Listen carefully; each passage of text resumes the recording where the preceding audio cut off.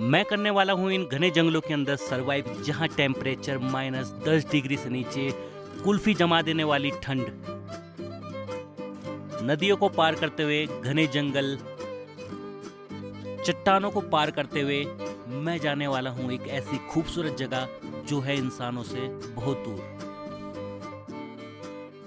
रात में तो बहुत ज़्यादा ठंड लगी है और अभी सुबह हो चुकी है और धूप भी आ चुकी है, और धूप आने के बाद ही बाहर निकले।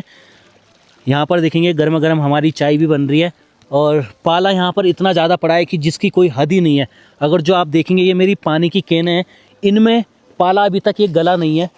अगर जो आप ये देखेंगे ये पाला निकल रहा है इससे, और यहाँ पर नदी भी जा रही है। सर्दियों में ये नदी जम जाती है जब यहाँ पर बर्फ़ पड़ती है।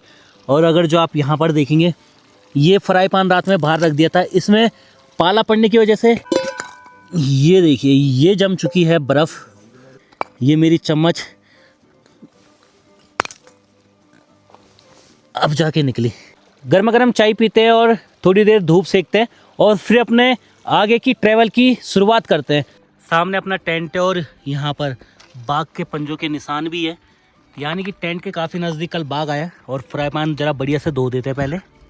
पूरा सामान बटोरने के बाद अब निकलते हैं अपने आगे के सफ़र में, और आज देखते हैं कौन सी वाली लोकेशन में हम कैंपिंग करने वाले हैं, और जहां हमें सबसे बेस्ट जगह मिलेगी वहीं पर हम आज अपनी कैंपिंग भी करेंगे।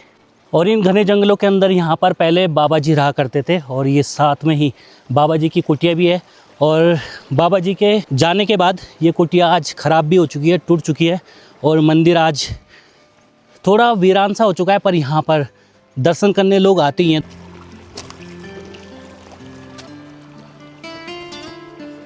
एक किलोमीटर खड़ी चढ़ाई चढ़ने के बाद अभी हम पहुँचे हैं ऊपर दमाल में, और यहाँ पर एक छोटा सा तालाब भी है। जंगली जानवर शायद यहाँ पर पानी पीने आते हैं।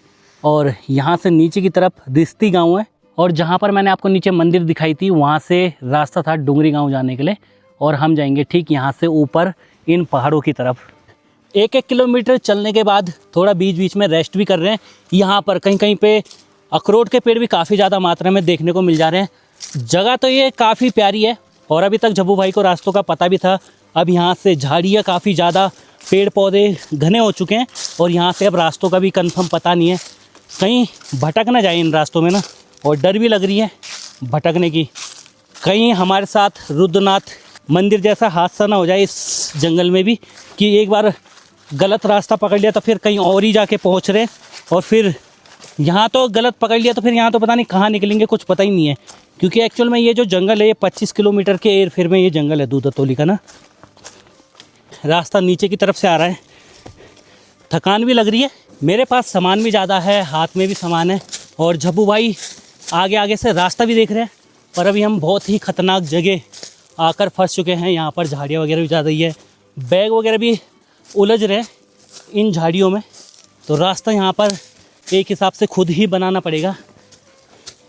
और अक्सर आजकल जंगलों में भमरे वगैरह भी पकते हैं, जो कि भालू का फेवरेट फ्रूट भी है, तो उनको खाने अक्सर वो यहाँ आया करता है जंगलों में ना। आप अंदाज़ा लगा सकते होंगे कि कितने घने ये जंगल है एक्चुअल में। यह रास्ता हम भटक चुके हैं, ऐसा हो सकता है।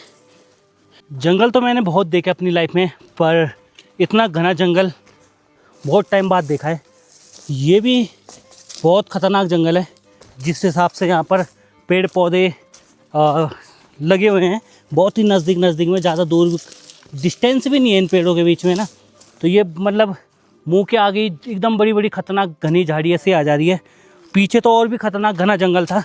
5 से 7 किलोमीटर के आसपास चल चुके हैं आज के दिन में, और अब भूख भी लगने लगी है। और कल हमने माल्टे भी रखे थे, तो ये माल्टे भी खाते हैं, थोड़ा गले में तरावट आ जाएगी, पर पानी भी लेके चल ही रहे। एडवेंचर तो आज का बड़ा ही ज़बरदस्त रहा है भाई, जो भी है मज़ेदार।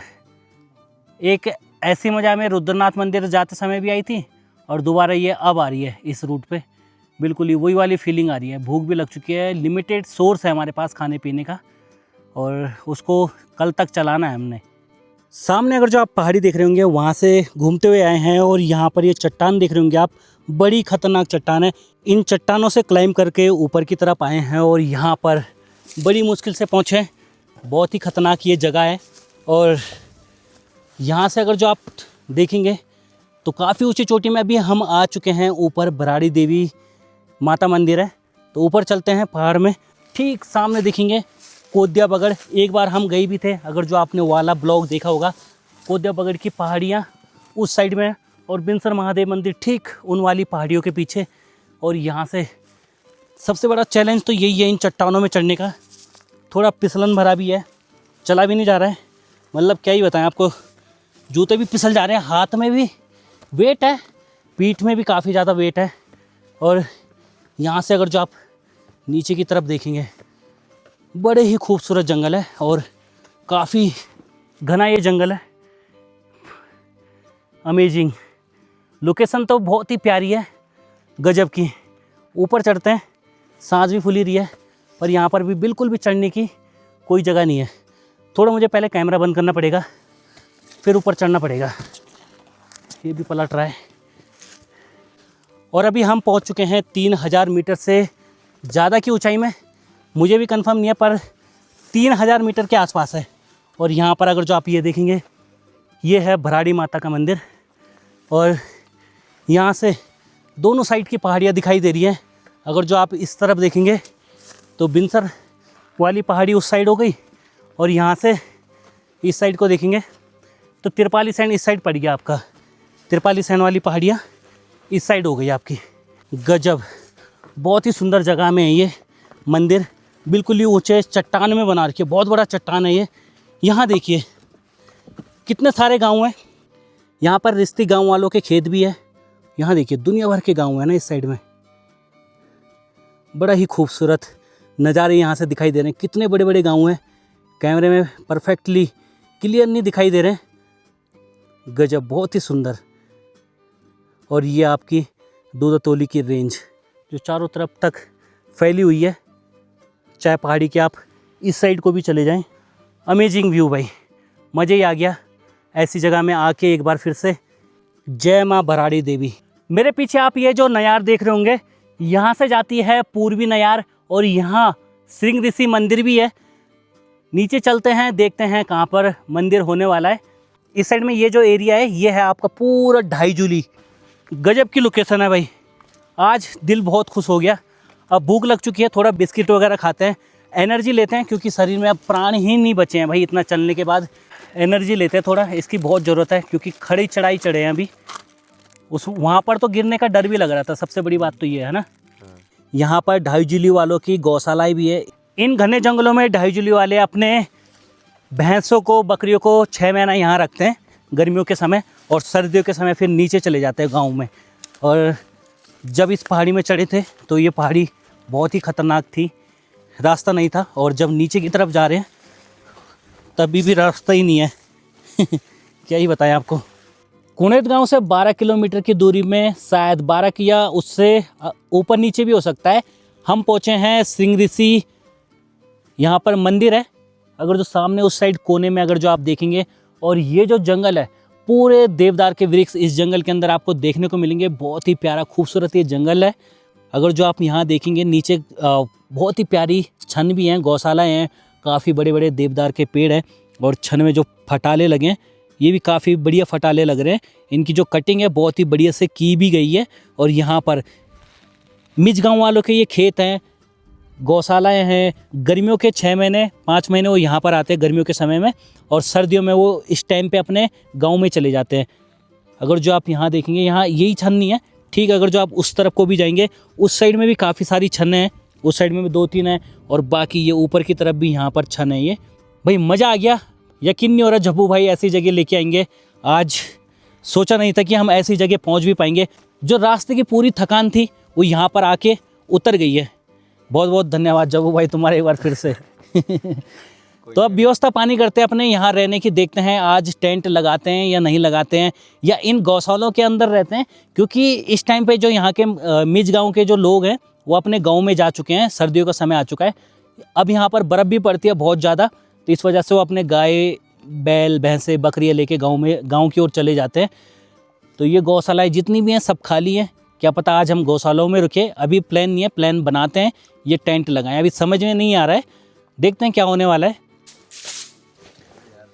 और आज की नाइट हम इस गौशाला में बिताने वाले हैं, तो यहाँ पर थोड़ा साफ़ सफाई करते हैं, क्योंकि जब यहाँ से वो गए होंगे जिनकी ये गौशाला है उन्होंने साफ़ सफाई नहीं की है, तो थोड़ा यहाँ पर साफ़ कर देते हैं। ये जो जगहें हैं ये सोने की हैं और ये बीच का चूल्हा है, तो यहाँ पर बीच में आग जलती रहेगी और रात भर गर्मी भी रहेगी। आज का खाना पीना हम यहीं बनाने वाले हैं इस चूल्हे में। और अंदर आग भी अपनी बढ़िया से जल चुकी है, सामान भी रखते हैं और अंदर ही व्यवस्था पानी करते हैं जो भी होने वाला है। और अब कुछ ही देर में अंधेरा भी होने वाला है, आग भी अपनी बढ़िया से जल चुकी है। और अब हम बनाते हैं यहाँ पर चावल।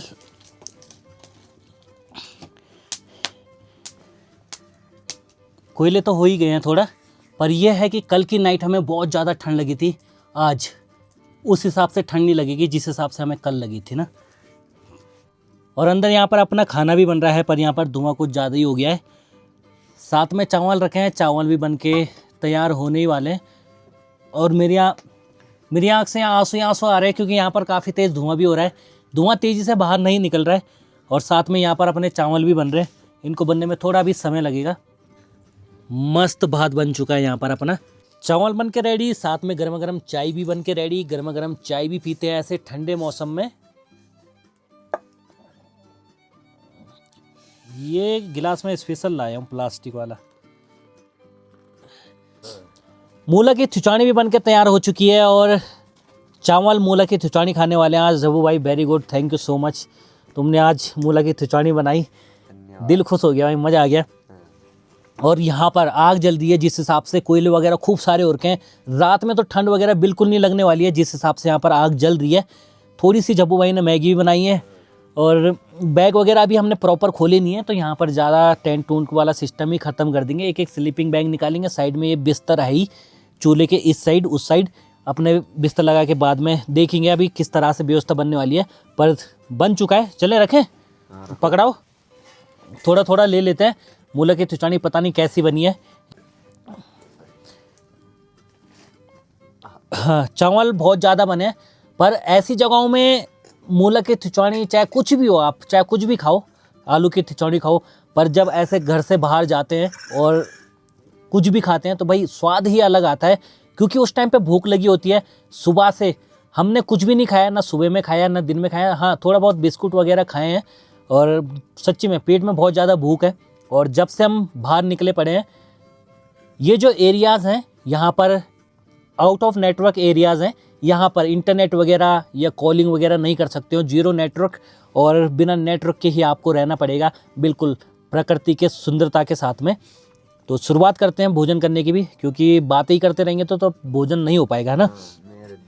हाँ, जब्बू भाई यार देखा ही ये शकल को कि क्या हो रहा है, ये सुबह ना हो जाए कहीं है। तो शुरुआत करते हैं। ये प्लेट मेरी है, दाल की शरक नहीं है। और सच बताऊं मैं, यहाँ पर जिस हिसाब से आग जल रही है बहुत ज़्यादा आँच आ रही है, मतलब बहुत ज़्यादा गर्मी लग चुकी है हमें यहाँ पे। वैसे मूली वगैरह तो हम अपने घर से लाई नहीं थे, यहाँ पे जो नीचे खेत था उसी में हमें ये मूली मिली थी। हम तो सोच रहे थे कि आलू भी मिले, पर आलू नहीं मिले। कोयले भी अभी शांत हो गए हैं, पर अभी जले भी हैं, ये गर्म भी है, और गौशाला भी गर्म हो चुकी है, मैट लग चुकी है, स्लीपिंग बैग लग चुका है, और यहाँ पे आप सोने की तैयारियां भी करते हैं।